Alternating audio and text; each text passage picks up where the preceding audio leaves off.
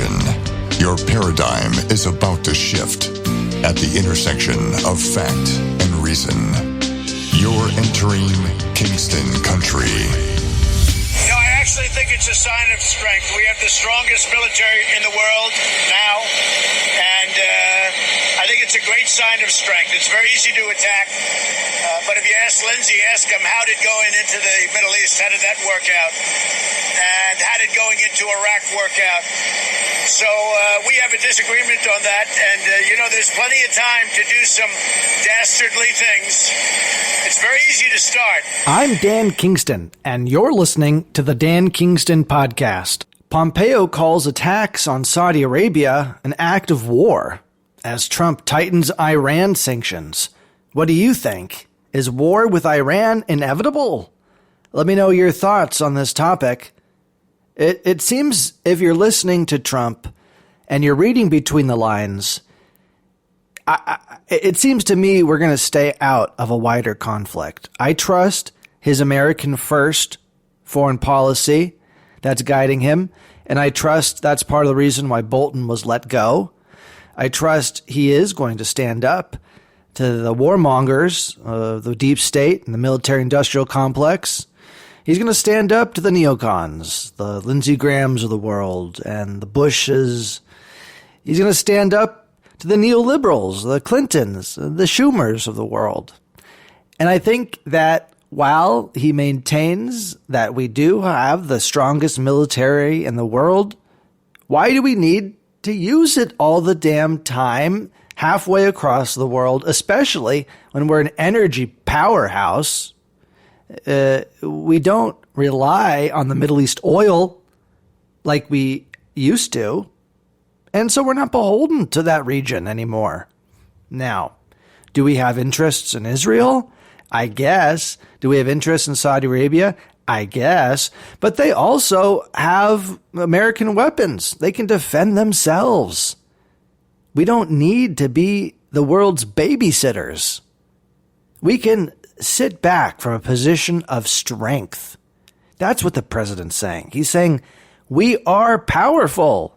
We don't need to flex our muscles every single instance of some kind of foreign crisis. We don't need to be the first ones to react. Maybe if people stop waiting for us to do their dirty work, they'll do it themselves and they'll do the heavy lifting. In the past, we're so quick to intervene. Of course, nobody else, they're not going to lift a finger, not even to help themselves. Why would they if we're going to come in and do it for them? What do you think? Let me know. Is war with Iran inevitable? Are we going to face airstrikes against Iran? Are we going to face backlash, Iranian airstrikes against us? Don't forget, they have drones. They have military technology and missiles and radars, and it's not an easy thing flying. You can't just fly a drone into Saudi Arabia and bomb out their oil fields without some kind of advanced technology. We have radar systems, and we have interception technology that we've sold to Saudi Arabia that supposedly should have been able to defend against this. I mean, this is in the Wall Street Journal. U.S. Saudi military forces failed to detect attack on oil facilities. They failed to detect it. Why? How? Because Iran isn't just a baby. They're not just a little Iraq. Okay, they've been preparing for this. Now, could we take them down? Of course we could. But we have a $22 trillion debt. Interest on the payment alone on that $22 trillion is the fourth largest budget item behind defense spending.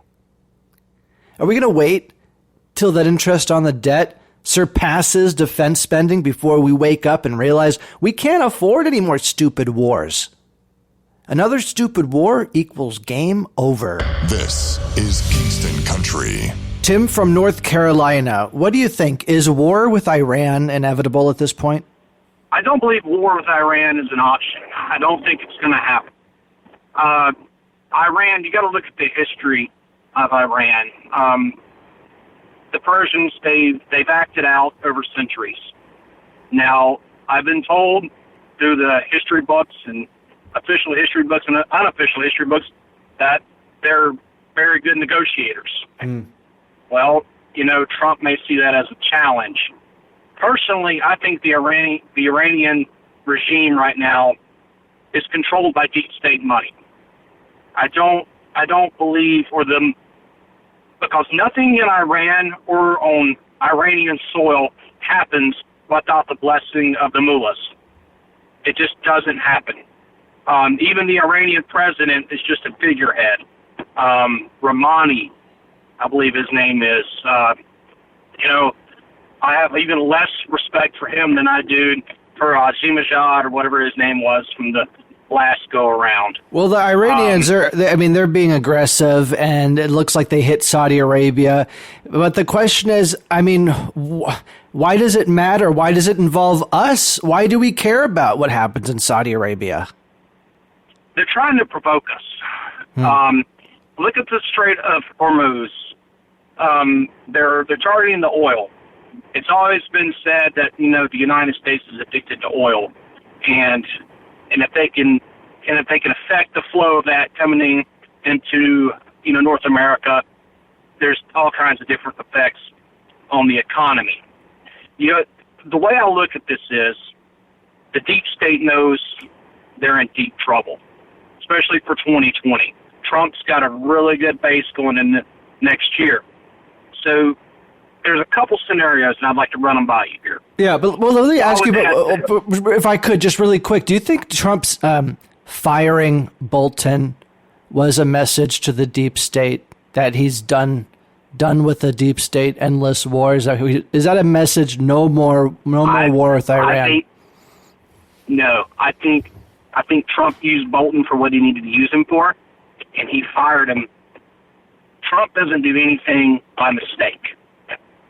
Everything Trump does is very, very calculated. That's where people have him wrong, as we say in the South. When you got somebody wrong, that means you guessed wrong about them. They're up to something else. Trump is very, very calculated. He fired Bolton because he wanted the deep state to believe, or whoever he's against right now, wanted them to believe that he's going to listen to this man. So what does the deep state do? The deep state knows that Bolton is a war hawk. Mm-hmm. They're going to get right into Bolton's pocket of what he knows best, and that's war in the Middle East. You got to remember that industrial military complex. Bolton's right in the pocket of that. So they start this conflict in Saudi Arabia. They think Bolton's going to go to Trump, whisper in Trump's ear, you need to strike back. You need to show a force. And then, bam, they got their war. Now, the real question is, why do they want that war? The Iranians know damn well that they can't fight the United States. They would be obliterated. So something has to make them think, hey, we got a fighting chance at this. But there's something else on the table here for us, and it's not just war. Because the Iranians don't win that. They don't win that on a war front. Is it because they're being squeezed financially by the sanctions and all this, and they're having to act out, and this is their only way to act out? Could that be? That's what the news media is telling you. What I really think is happening is, yes, they're feeling a squeeze from the sanctions, but someone's funneling money in there to fund Iran right now. Iran hasn't collapsed. Look at it. These sanctions Iran hasn't collapsed. Someone's funneling that money. And it's coming from those multinational corporations, the globalists. They're bringing that money into Iran, so Iran's doing their bidding. Tim, let me ask you something.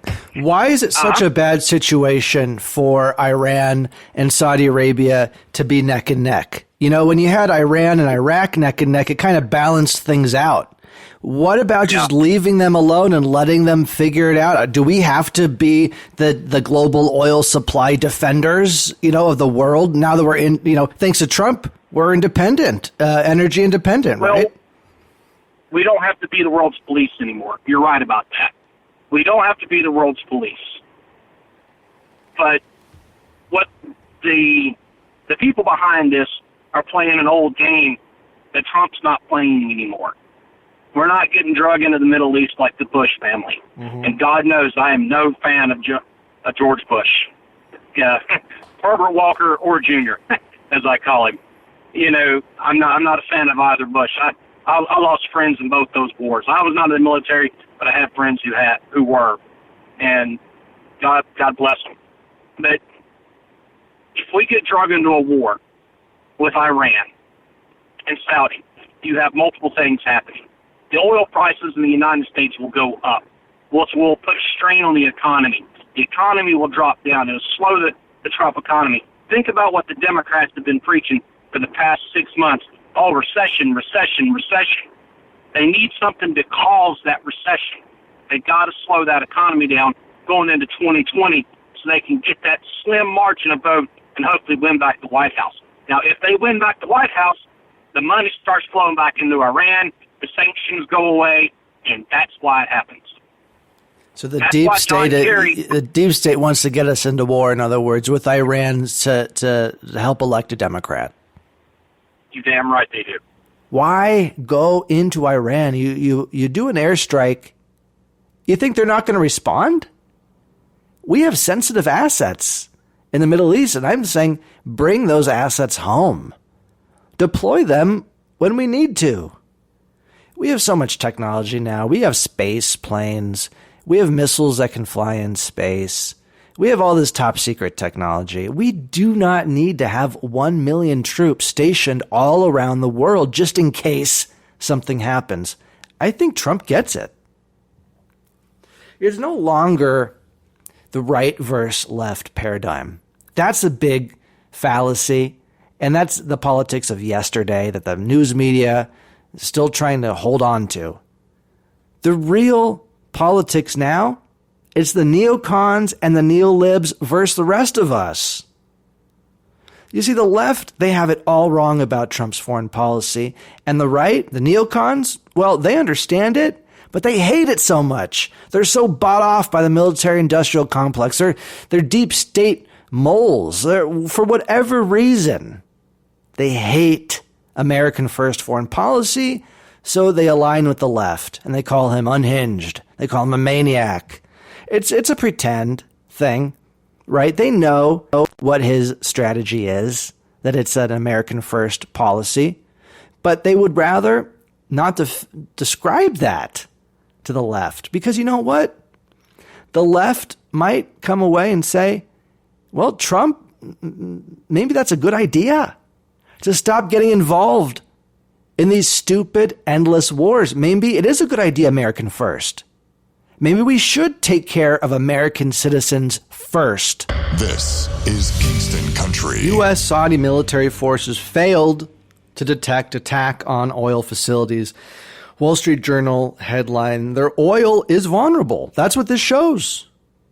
They cannot protect their oil facilities, and that's going to shock the global market. And of course, we're locked into that global market, even though we're an energy superpower, even though we export energy all over the world, we still are, I guess, beholden to the globalist oil trade, because I guess we develop the light oil and we import the heavy oil, and we don't have refineries set up for the type of oil, the light oil that we produce. So we export that and we import this. And there's no problem with it. They say, oh yeah, globalism, it's fine, they say. It'll help those developing countries, they say. It'll help us. It'll make your products cheaper, they say. And what did you get? Well, we got dragged down and we became one of those backwards countries that they promised to help. And now when we're an energy powerhouse because of globalism, you'd think we don't need to be dependent on these Middle East politics anymore. Well, surprise, surprise. Globalism means we're still locked into that oil supply. And if the oil supply for some, I guess, European country goes up, then that's going to hurt us in some way. It's a bunch of baloney, honestly, because whatever increase in oil prices that are going to get hit Americans or Europeans or whatever, it pales into, it just is nothing compared to the war. The price of the war in human cost to our economy, to our the 22 trillion debt that's just going to be trillions and trillions more added on to that. You're saying, oh, just one airstrike, Dan. Come on, you're blowing this out of proportion. One airstrike. One airstrike. All right. How do you think World War I got started? You think they were planning it? You think World War II, we wanted to get into World War II? You know, things happen. Things spiral out of control. And what we can't have are these warmongers that are constantly battling the president's American first foreign policy, calling him a maniac. They're supposed to be Republicans. Who is Lindsey Graham anyway? Little short guy. There's always been picking on. You know what? He's such an opportunist, a political opportunist, Lindsey Graham. He's always been one of these warmonger neocons. He was the biggest Iraq supporter throughout the whole thing. He was a big Iraq supporter. So don't trust Lindsey Graham. Don't trust the Bush Foundation sponsoring tweets about how we need to stay in Iraq. We need to stay in Afghanistan. How many more decades do we need to stay in, huh? In other news, Greta Thunberg, teenager, climate activist, she now has a whole posse. Yeah, and she's testified before Congress with her posse.